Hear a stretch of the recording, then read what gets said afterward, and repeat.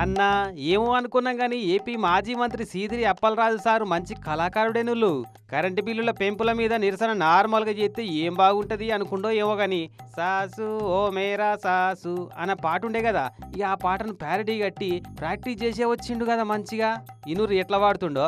బాబు ఓ చంద్రబాబు నీకు 17,000. అరే పాట మంచి ఊపు మీద నడుస్తుంటే ఆపుతున్నారేంది? అరే జర ఆపకురి సార్లు, ఇంకో 2 లైన్లన్నా వాడినీరు జరా. కరెంటు ఛార్జీలు బాబు.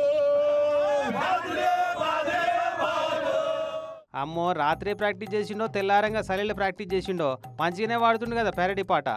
బాబు ఓ చంద్రబాబు. అప్పలరాజు సార్ పాట అట్లుంటే ఇక ఇటు వైజాగ్ సౌత్ మాజీ ఎమ్మెల్యే ఈ వాసుపల్లి గణేష్ కుమార్ సార్ కూడా చాలా ఎరైటీ కాన్సెప్ట్ తోనే రోడ్ ఎక్కిండు. చేతుల లాంతర్లు నెత్తి మీద కరెంటు బుగ్గలు పెట్టి ర్యాలీ తీపిచ్చిండు గిట్లా.